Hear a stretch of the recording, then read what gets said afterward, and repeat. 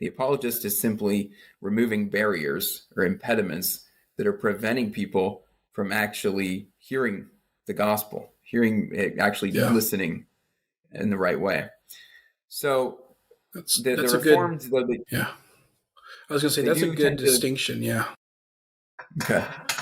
They do Yeah. tend, though, as you were saying, to present their method as the only genuine Reformed method. That's the only really biblical method. It's the only, if you're a card-carrying Reformed believer, you need to be a presuppositionalist. Otherwise, there's something wrong with you, right? There's something inconsistent about your thinking.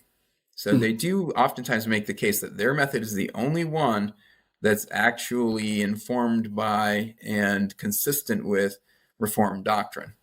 And I think that that's a big part of the reason why it has the popularity that it does in Reformed circles, is the rhetoric that surrounds it. The way that there's all this talk of it being the only legitimate method, the only genuine method, the only one that's biblical, right? And of course, if you're a young Reformed person or an impressionable one, and you hear people saying these things about presuppositionalism, you're like, wow, that must be the method for me.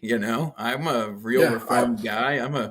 I'm a biblical guy. I want to be somebody who adheres to biblical ways of thinking. And so therefore I'm going to be a presuppositionalist. And I think that accounts for the vast majority of the interest in it, and the vast majority of the attention it's gotten. It's just the way that Reformed people talk about it.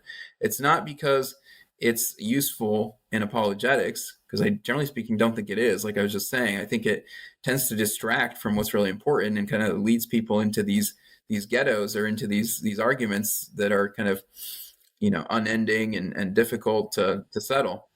So I don't think it's really useful at all as an apologetic method, but I do think that it has the popularity it does just because of the way it's talked about and the way it's presented. And there's a certain peer pressure that a lot of people experience, and they, feel like if they want to be a real Reformed person, a real Presbyterian, a real Calvinist, then that's what they should think and what they should adhere to. But yeah, the method itself, what they say, and this is another aspect of it that I struggle with, is that they say that apologetics is basically worldview analysis. So what you're doing is you are analyzing worldviews. You have the worldview of unbelief, that comes in different forms, and you have the Christian worldview. And the job of the apologist is to show that the unbelieving worldviews are not consistent, that they're not coherent, that they're fundamentally contradictory. Okay, so that's kind of the point of apologetics. And after somebody sees that, hopefully they'll be led to adopt a Christian worldview, which is the only consistent worldview. But I have some problems with that because I feel like that's kind of a rationalistic method. I feel like insisting that coherence is the ground of truth or the grounds of acceptability for any worldview or any belief system, I feel like that leads to rationalism, because you're trying to make sure that everything fits together and there's no gaps. There's no areas where things are not understood or where things are paradoxical or mysterious.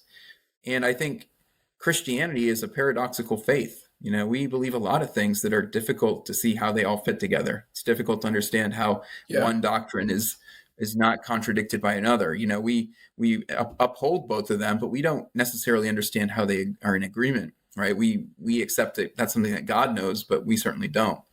And when you use a method that's totally focused on logical agreement and logical coherence, I just feel like that's not a very good fit for Orthodox Christianity, which always reserves a place for mystery and paradox in its teaching. So that's why another reason why I think the classical method is better, because we focus there. We're focusing on arguments, we're focusing on facts, historical evidence. We're not focusing on this logical consistency.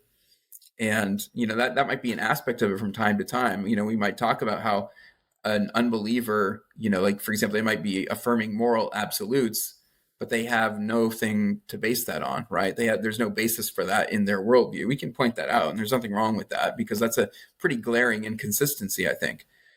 Whereas the mysteries in Christianity, they're not things that are free from any kind of logical tension, but they are things that still make sense given everything else that we believe. Like, we affirm paradox, but paradox has there's a reasonable place for paradox in the way that we think about things, because of our understanding of God's transcendence and our understanding of the fact that his mind is so much greater than ours. His wisdom is so incomprehensible that we would expect there to be things that we have difficulty understanding. So there's no real glaring problem when we say we don't understand how, universal grace fits with predestination, things like that, right?